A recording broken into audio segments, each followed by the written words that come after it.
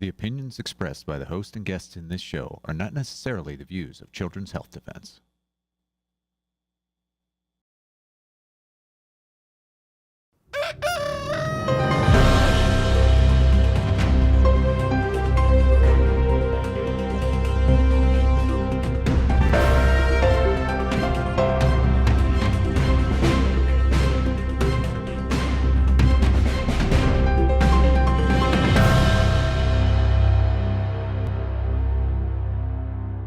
Good morning, CHD. It is April the 20th, 2025. It's Sunday and it's Easter Day for those that celebrate it. Happy Easter to everyone who is celebrating Easter today. We'll get on straight away with Brenda Belletti in The Defender. So her headline is 1 in 31 kids had autism in 2022, up from 1 in 36 in 2020.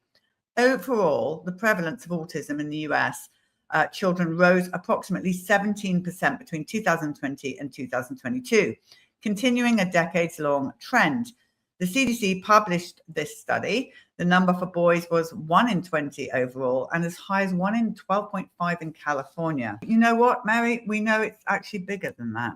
It's much bigger than that, Polly. This is data from 2022. It's now 2025. That's data related to 8-year-olds. We know that typically autism is diagnosed between usually age 2 and age 5.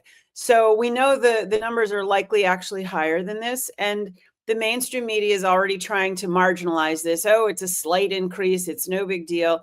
But as Robert Kennedy, Secretary of Health and Human Services, said earlier this week, this is unprecedented in human history. This is unforgivable that we haven't found the causes in the last 20 years. And I really like the quotes in this article, Polly, from Toby Rogers, who has been studying the autism epidemic for probably 20 years now. He said, this is beyond an epidemic and we need better researchers if they're marginalizing this.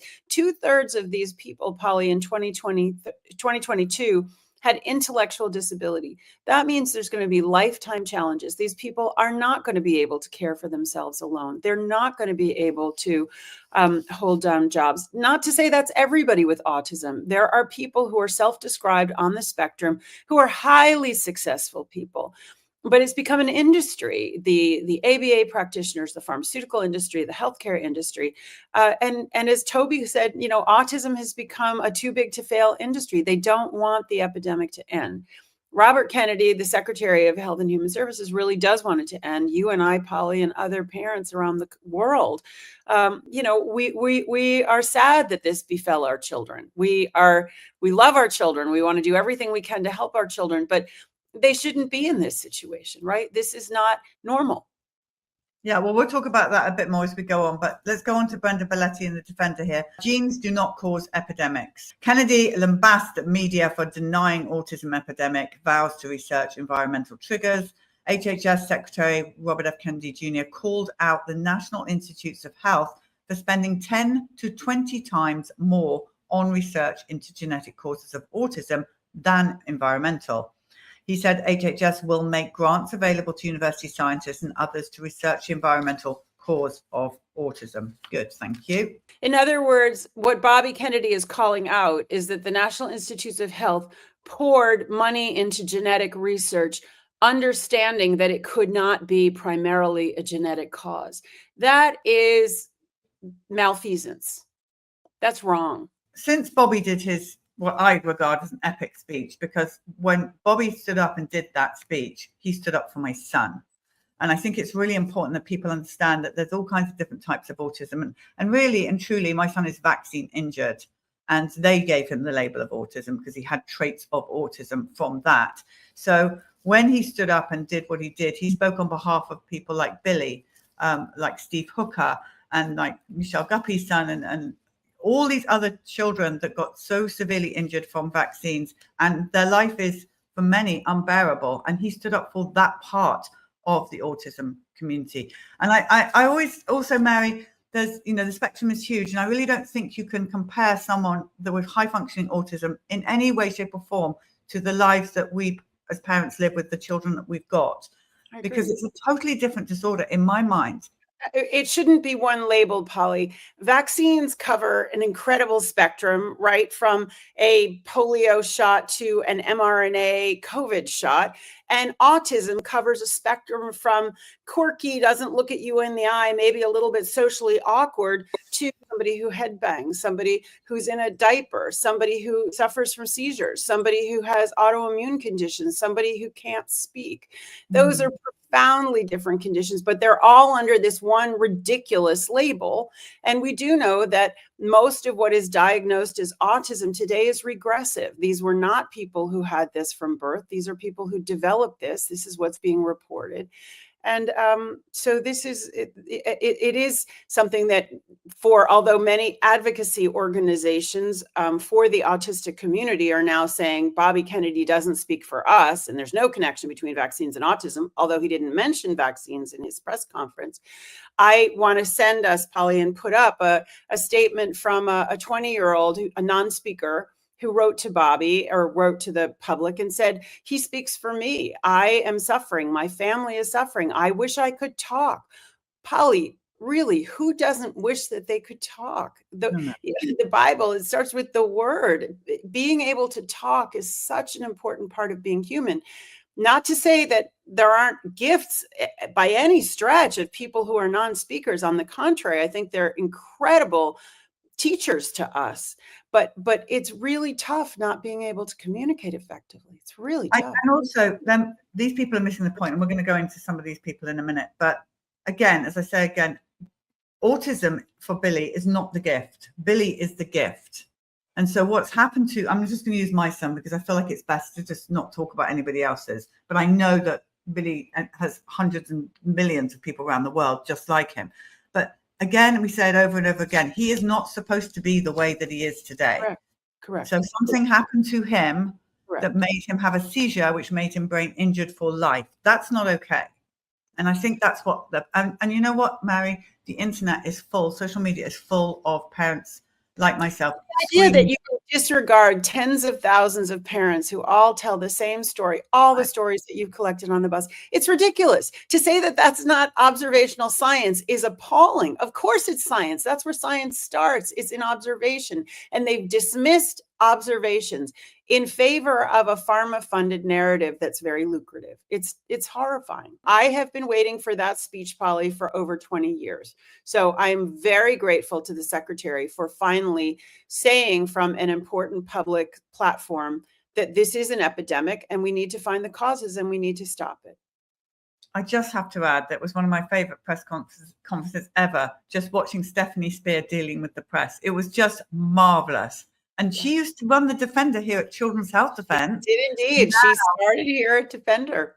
She's just like, no, not you. Epic Times, go ahead. When have you ever heard Epic Times being able to speak at a press conference? It's wonderful. I loved it. Okay, let's talk about Elizabeth Warren. She writes, I will not share Robert F. Kennedy Jr.'s lies about autism. It's disgusting and dangerous. If he had a shred of decency, he would apologize and resign. Autistic people can contribute every day to our nation's greatest. But Bobby never said that they can't contribute every day. He was literally standing up for those that cannot. So there's those that can and there's those that cannot. To every kid with autism, I'm in this fight all the way for you. Well, I don't want you in the fight for my son, Elizabeth Warren. How is she in the fight? What does that mean? I have no idea what she thinks she's saying. Bobby didn't say any lies about autism. On the contrary, he was telling the truth that people like Elizabeth Warren, sadly, our senator from Massachusetts, has not been telling for 20 years. So I don't understand, Polly, why this is a partisan issue, but it's become a very partisan issue, which is really disappointing. It is. Well, Autism Speaks, which is a huge organization. Autism Speaks put out a statement on the HHS Secretary Kennedy's news conference on autism rates. The comments are extremely disappointing and damaging. Autism is not a preventable condition. Well, yes, it is a preventable condition. The kind of autism our children have is preventable. Absolutely. So let's put that one to bed. The suggestion that it is, especially when linked to environmental toxins without scientific evidence, contributes to decades-old misinformation. No, it contributes to decades-old pharma-sponsored science that's going to stop. hopefully. Well, it wasn't science, Polly. It was obfuscation. Yeah, but it's fascinating. Bobby Kennedy in his press conference, Polly, did not use the word vaccine at all. He talked about environmental exposures that they're going to study. But this statement from Autism Speaks says that it has fueled anti-vaccine rhetoric. I think it's so fascinating that the mainstream jumped to what Bobby did not. I think we do have to have that conversation. What is the role of vaccines? You and I both think that it's absolutely what contributed to our children's regression and to their lifelong disabilities. But it's sad to see this group that purports to speak for people with autism doing it in this way. Let's remember that they get most of their funding from the pharmaceutical industry. And let's remember that the millions of people with autism primarily are on psychiatric drugs. So this is a very profitable market. As Toby Rogers says, this has become the autism industry. Well, I found the most offensive line in this statement they put out is, "We invite Secretary Kennedy to meet with autistic people and their families." Just so you know, he has met thousands of parents like myself. He was executive director on Vax2. He understands exactly what our children are going through. So that statement is ridiculous. And candidly, Polly, Children's Health Defense was started by Bobby Kennedy, but the staff, Lynn Redwood, Laura Bono, Heidi Kidd, Rita Schreffler, all of us, myself, Brian Hooker, we are parents of autistic children, now adults. But absolutely, Bobby has been working with us for 20 years because he understands that this is not normal and this is incredibly challenging for the families, but primarily for these young adults. Well, here we go. Leading autism organizations released joint statement on upholding scientific integrity and supporting the autism community. They've got comments like vaccines do not cause autism. Evidence-based policy is essential. Claims that autism is preventable is not supported by scientific consensus, but it is by the parents. Hundreds of thousands. It is by the science. These people are pointing to bogus science that was pharma funded.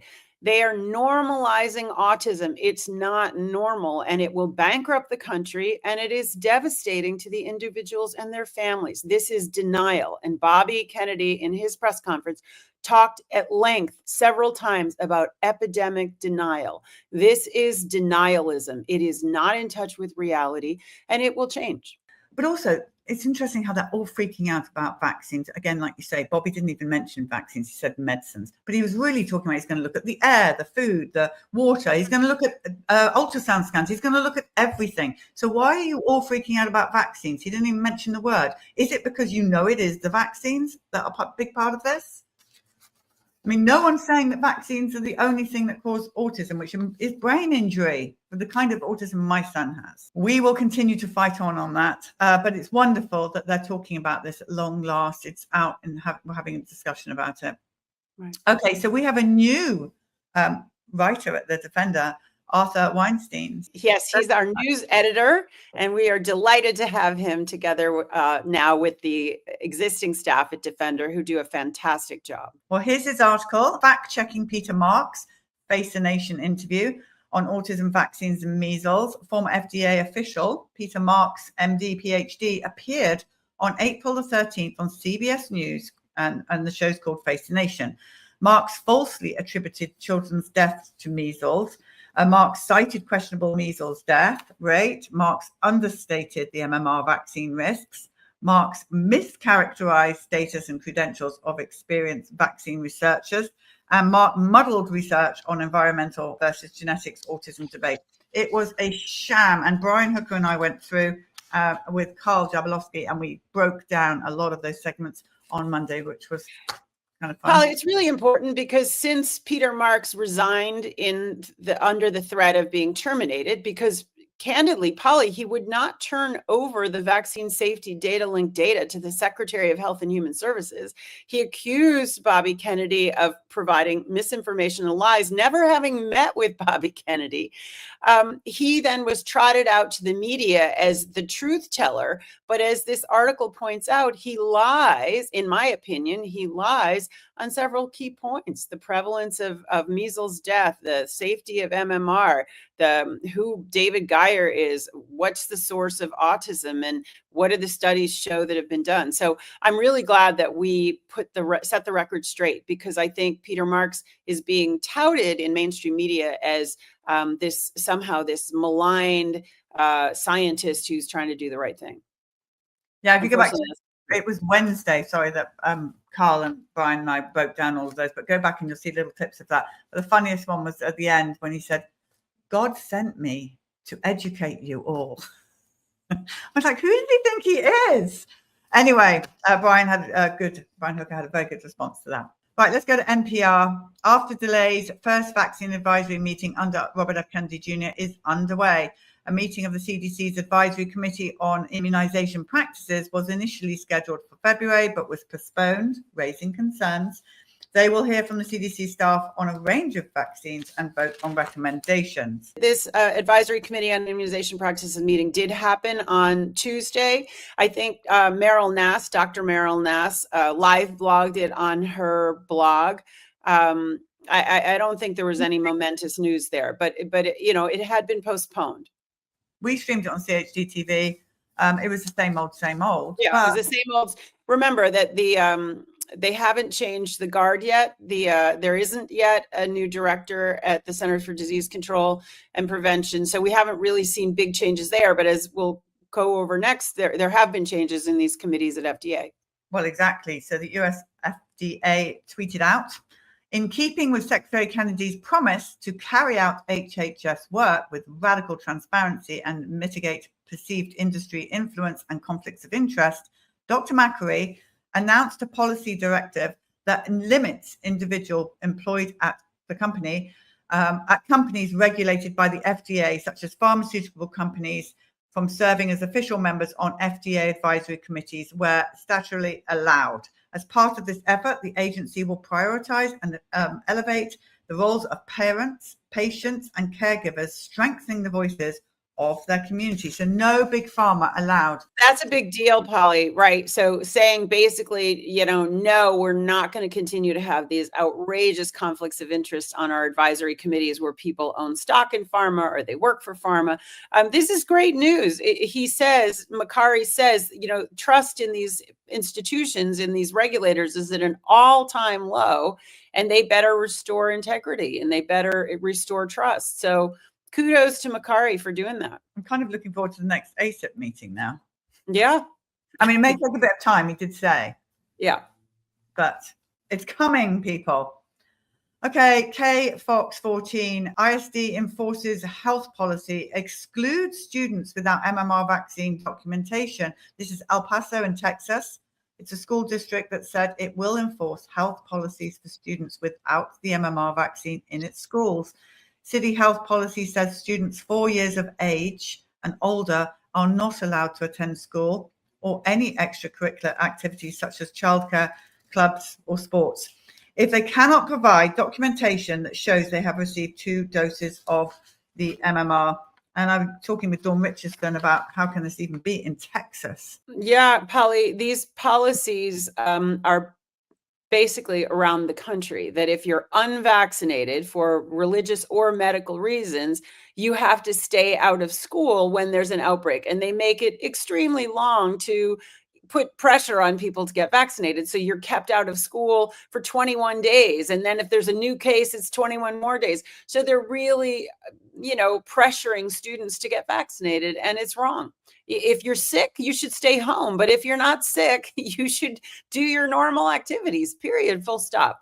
That is part of the law now in Idaho that they passed, which is very exciting. They do not have a requirement that people who are unvaccinated stay out of school. If you're sick, you stay out. If you're well, you go to school, you do your thing. Just like in the old days. Yeah, exactly. Okay, Suzanne Burdick did a great write-up on Peter Hildebrand's interview. The headline here is, I just got so angry. Dad of West Texas child who died talks to CHD TV. And this is Pete Hildebrand's daughter, Daisy, who died on April the 3rd at the University Medical Center's Children's Hospital in Lubbock, Texas.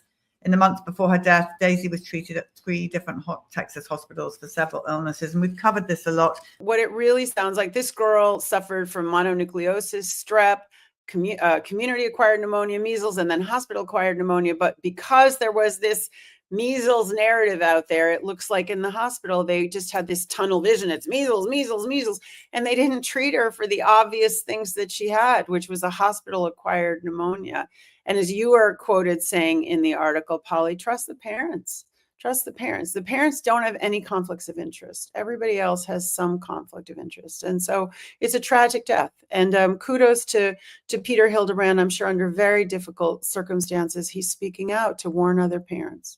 Yeah, the whole Mennonite community are amazing. And both families speaking out so soon after the tragic death of their daughters was so important to the world to see the truth. I agree. Very brave. It's not easy to do that in those circumstances at all. 8 states weigh bills to establish or expand exemptions to school vaccine mandates.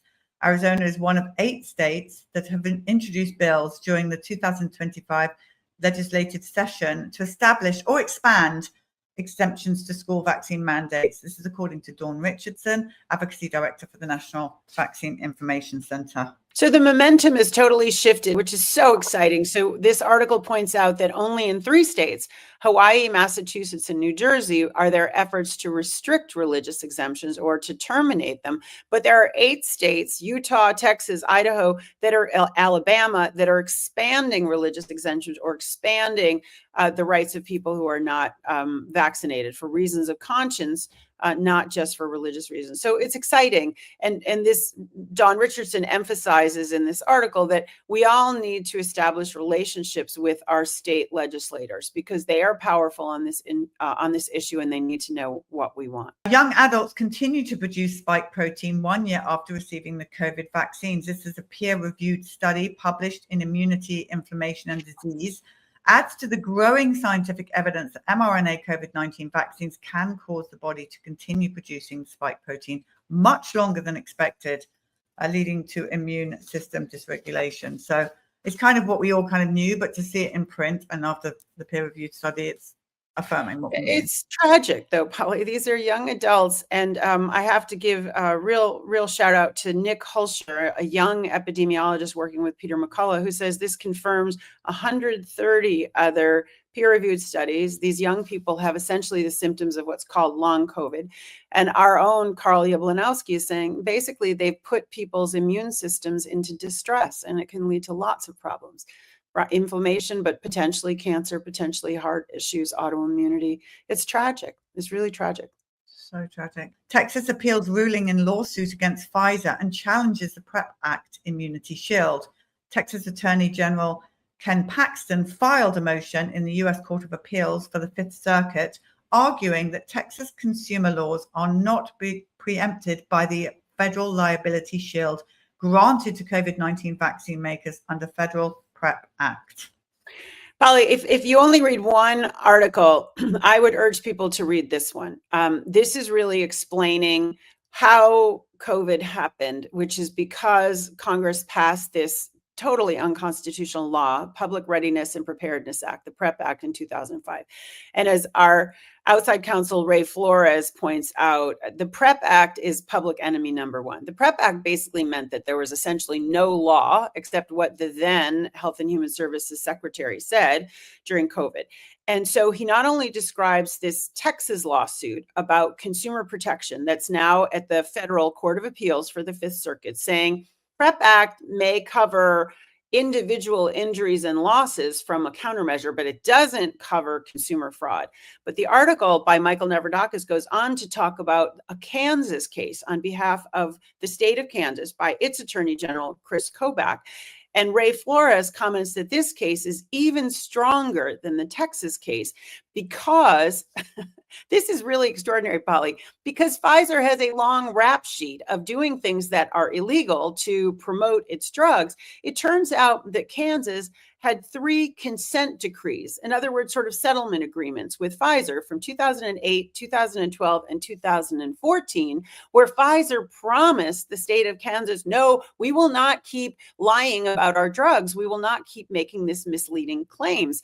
So this is at the heart of Kansas's consumer fraud claims against Pfizer, also in federal court. Pfizer is saying, oh, no, those consent decrees, that's ancient history. It has nothing to do with anything. And of course, the state of Kansas is saying, no, this has everything to do with everything. You have this pattern and practice of lying to the public to sell your products.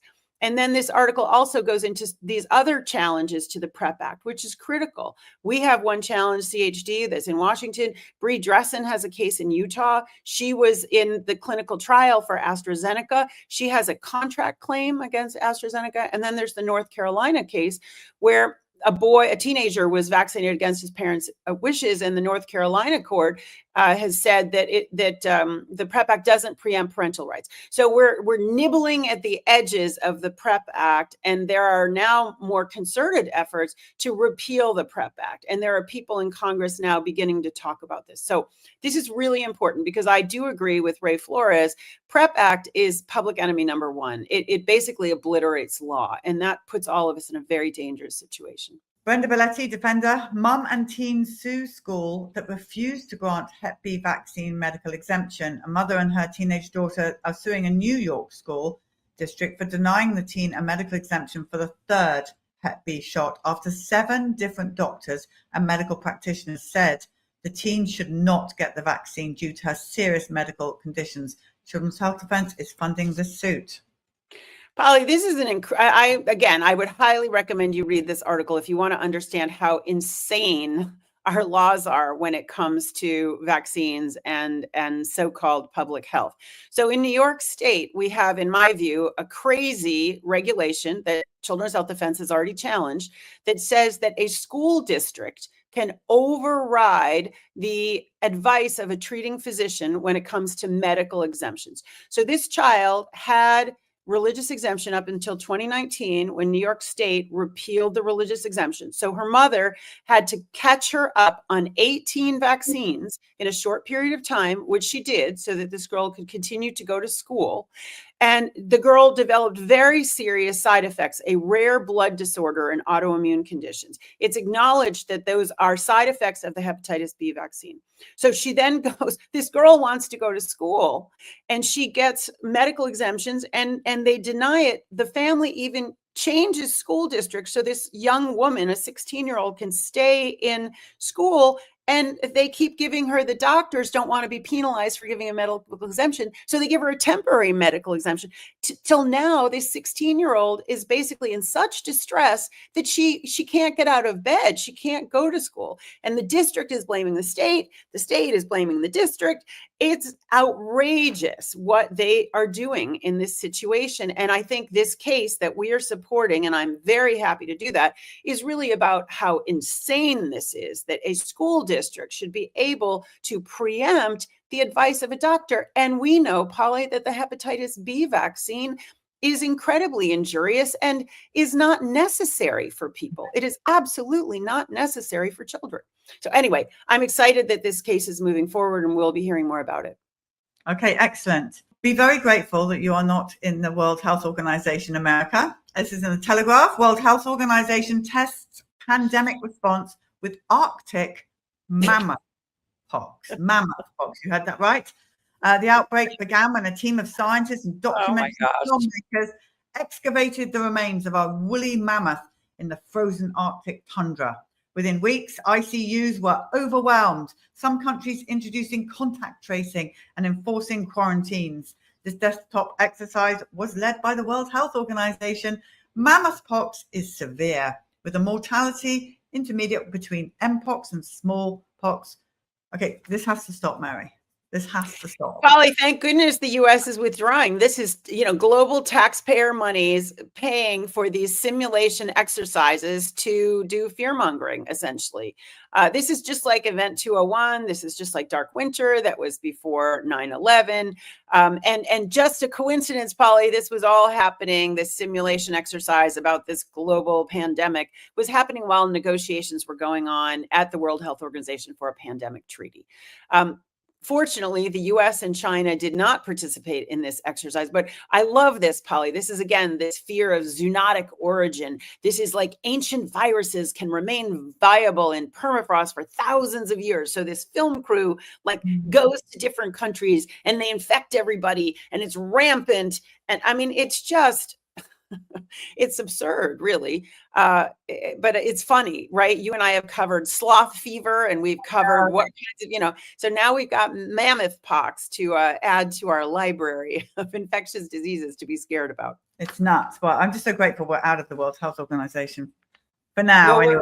we're getting out of it. I mean, I think we have to have a year-long tail, but yes, the US did not participate in that exercise. So that's a good thing. Nice. Okay, everybody. Well, look, in light of Robert F. Kennedy Jr.'s press conference, in light of all the backlash that he's getting, we thought it would be appropriate, as it's World Autism Month, again, whatever that means, but it is, we would play the Vax 2 section looking at autism, because this should give everybody a really good idea of what just a fraction of a lot of people are dealing with. So we're going to do that, and then we're going to have one of our parent stories of the day.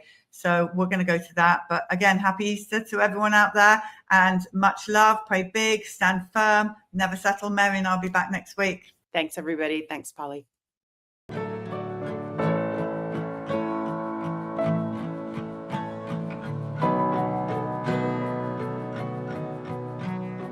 Every day in our life was a party.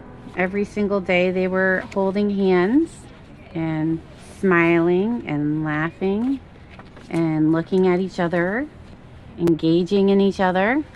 And we brought them in at 9 months and 4 days we were doing one vaccine at a time. On June 25th, 2007, we brought them in for the pneumococcal shot. So just that shot? One shot. My daughter still has the mark on her leg from the shot. She was the first one to get it, and she screamed and never really stopped screaming after that. But we continued. We didn't know. We did the boys as well. By noon, Claire shut completely off. Claire, our daughter, shut off first. It was as if she was blind and deaf and complete failure to thrive, from super, super happy, smiley girl to, this is a picture of her. She had full-blown eye contact. She was super lovely. And she shut right down. And all she did at that moment was stare at the ceiling fan. So that was at noon. We had the shot at 10 a.m. 2 o'clock, we watched Richie shut off. All his raspberry blowing and mama dada and the furniture walking and everything, they just shut off. All the giggles, all the smiles, again, failure to thrive. They lost all their reflexes. I'm an educational audiologist. I actually did the test for the stapedial reflex, which is a little muscle in the middle ear, just to see if a muscle they can't control was still working, and it didn't. The stapedial reflex dampens sound, so your ears don't hurt from a really loud sound, and both of them had no stapedial reflex. They stopped blinking, stopped yawning, stopped coughing, stopped sneezing. You could go towards their eyes and they wouldn't even nothing would faze them. They lost their startle reflex. I threw a telephone book on the floor behind them, and no startle. Nobody even looked to see what it was. So that was 2 o'clock. We watched Richie shut down, and I couldn't breathe. But here we go. The worst is when we saw the final one shut down. Robbie looked like he was hit by a bus. Robbie, from that moment on, had a stunned look on his face. If you asked or said his name, he still acted deaf and acted like he couldn't hear, although they did have normal hearing. I had it all tested. But he lost his happiness. This is a first year picture? First birthday. 3 months after the shot. 3 months after the shot. They were no longer engaged in anything or anyone. They lost their smiles. They just were in their own little separate worlds. They never held hands again. They never looked at each other again.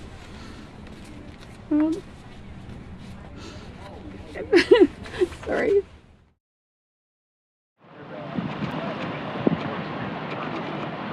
So in a week, I know you see people on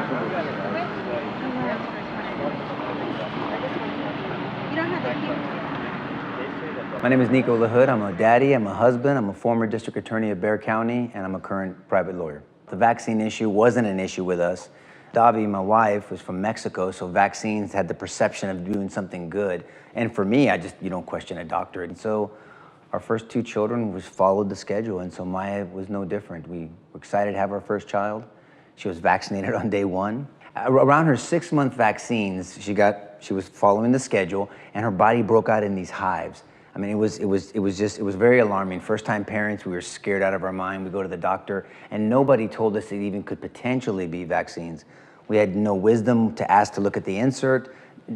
What was told to us, actually, and I can't even believe I'm saying this, was that Maya was allergic, hear me, to Davi's breast milk.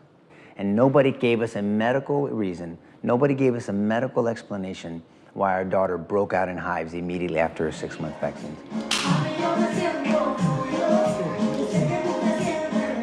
Michael's characteristics were awesome, and we have video and picture of him making eye contact. He was responding to his name, smiling, pretending to read. You could keep his attention. He was goo-goo gagging. Davi says it, I think, best when she said, "Man, this kid won't be quiet." I mean, he's going to talk. It's going to be a vocal kid. The irony of that statement is he's nonverbal. I've never had a conversation with my 9-year-old son.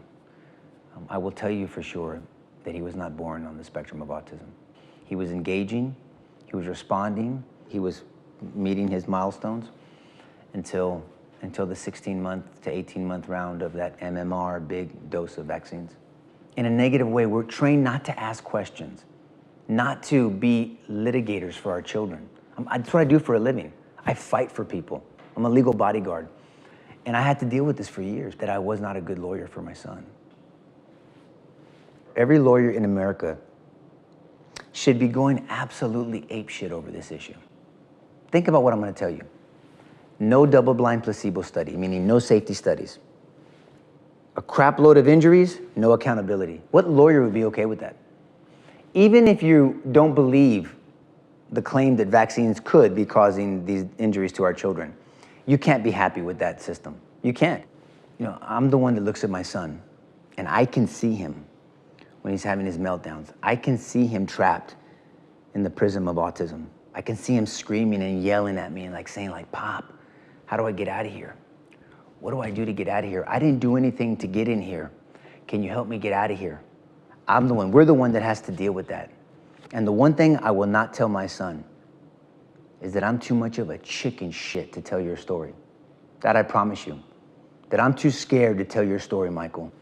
Since you can't talk for yourself, since someone's greed and deception took away your ability to tell your story, I'm gonna tell your story.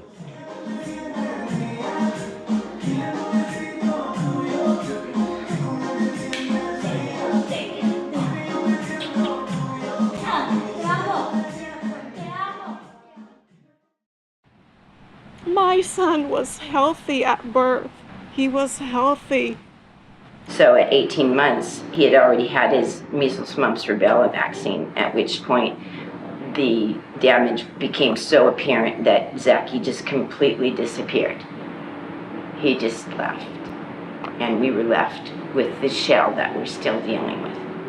He had such a horrible bout of falls from the seizures that we were going to the emergency room so often. The doctor gave my husband a stapler and a staple remover to do it at home.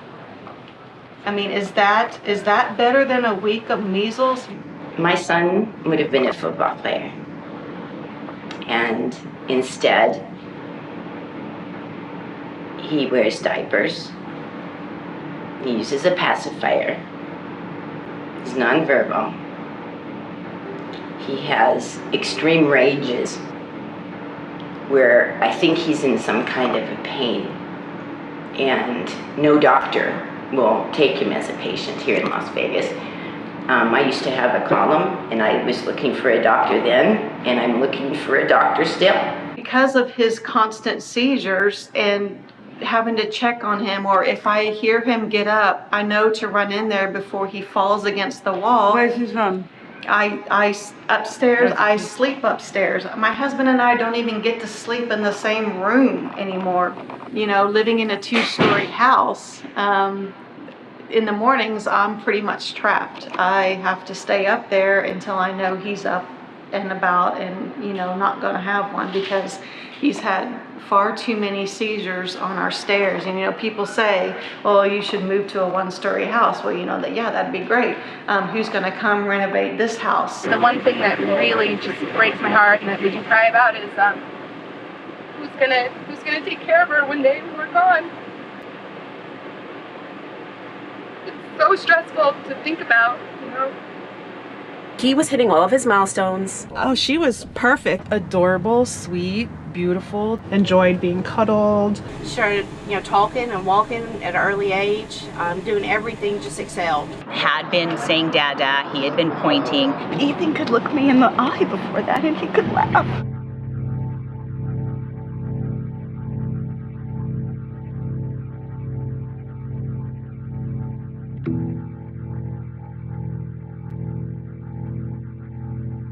Jamie was having fevers. Really high fevers, so we started having seizures. He's almost died on me several times. It was violent vomiting. He vomited. Projectile vomiting. Diarrhea. She was always crying. No medical solutions. Crying hysterically. Screaming. This high-pitched scream that I'll never forget. She stopped talking. She completely shut down. Nonverbal.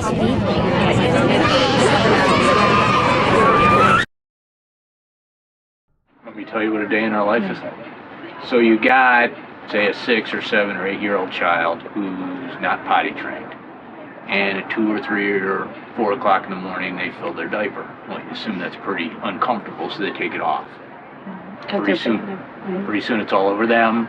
It's all over the bed. In short order, it's all over me. It's all over her. I'm snapping at her. She's snapping at me. We're both snapping at the kid, who is the only innocent party in the whole scenario. And the one thing that's conspicuously absent from that scenario is anybody who told you that shot was safe. They're all asleep in their bed.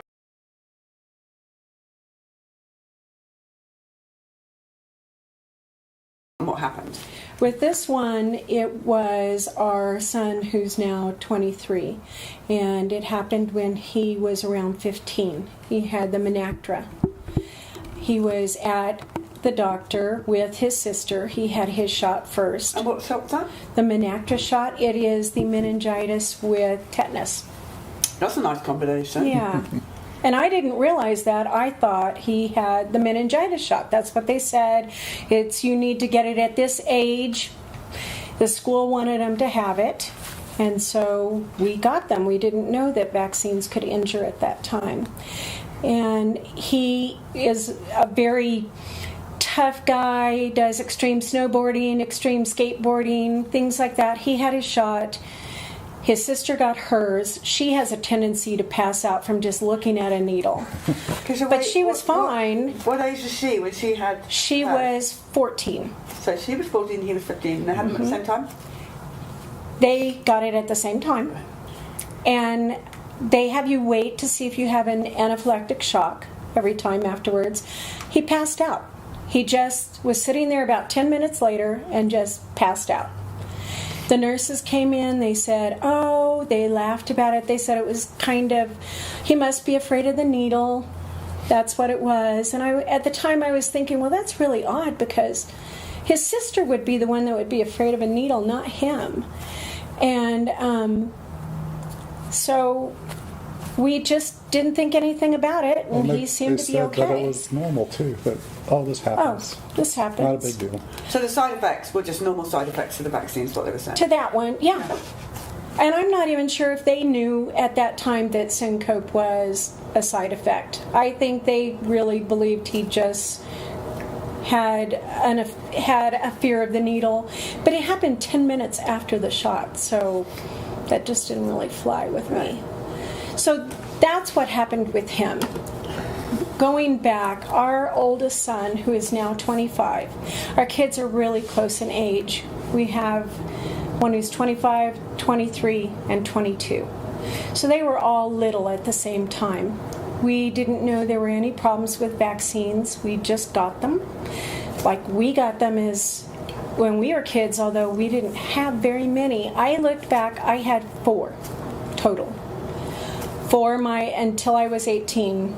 I did have the measles, I had the mumps, I had the chicken pox, I had rubella, I had whooping cough, and I was just fine, and I lived. Yeah. And Mike you had all those too, right? Too, About the same. So we got the vaccines. We didn't think they were an issue. Our son, our oldest son, is very precocious. At 2 years old, he had a vocabulary of over 200 words. At 4 years old, he was doing science experiments. As a matter of fact, he broke the sliding glass door because he said he miscalculated the trajectory of the rock you threw. The object that What age was that? he sent. That was at 4. Wow. Normal, a little on the genius side, he was very, very smart. And then he started elementary school, and things started happening, and his behavior was just crazy. He'd bang his head on the wall, and he would, in the movie we watched, Billy get so angry, and so angry, and then reach over and twist John's arm. Yeah. That was a flashback for us. It's like, that was Glenn. We've seen that behavior. And we complain about his brain being mushy, and all of his emotions just became extreme. Very extreme. He would look at us, and we couldn't get him to look at us in the eye, and he would cry, and he'd say, "I just want to die." He's a 5-year-old saying he wanted to die. And so I started looking. We didn't have the internet. We didn't have really anything. I went to the bookstore, I went to the library, I went to the medical library here. I searched everything I could and came upon food allergies. So I looked at food allergies. I went to his pediatrician. No, allergies don't affect behavior. So I went to a different doctor. We traveled to Los Alamos, where there was an alternative doctor who had actually written a book about a food elimination diet. And we got information from her. We did a food elimination diet, and we ended up taking dairy and gluten out of his diet, the very typical foods that you take out. And we did a lot of green drinks to cleanse the system, and we, by the grace of God, healed our son. For the most part, he struggled. It was really hard. He remembers it. He remembers being able to read and then not being able to read. He remembers. I asked him this morning to remind me what he remembered from it, and he said, "I remember my brain being mushy and slushy, and I couldn't think, and I remember banging my head to make it feel better." And so now he is. He does have a speech issue if he has too much wheat. And he has graduated college, and he's married, and he's got a baby on the way, and it looks like they're not going to vaccinate. Well, that's a relief. Yes. So we didn't know about vaccine injuries. I have taken care of a little girl that kind of is our little adopted granddaughter, sort of, and I had taken care of her, and she got her 1-year shots, and then I took care of her the next day, and she was sick. She wasn't sick before the shot. She got sick that night. She had seizures, massive seizures, ended up in the NICU for 5 days. There's no explanation for what happened other than 105 vaccines at the start, but then they said that the seizure was not connected to the fever. We should send a DVD of vax. Yes. To them. Yes. And so what happened is, after that happened, and I'm a paralegal, so I get notice of lawsuits and things through my email subscription, and I had gotten the information about the CDC whistleblower. And I thought it was a huge deal. But then I'm like, Dale, nothing happened. It was crazy. It was really crazy. I had also seen the information come through about the other lawsuit on the MMR from the scientists from within that said they were told to add rabbit antibodies to the mumps vaccine in order to make it more effective. And so I saw these things come together with the seizures, and I started researching every single day. And I got medical records, and sure enough, all of our son's issues started right after that shot, that second MMR, when he was 5. But nobody ever connected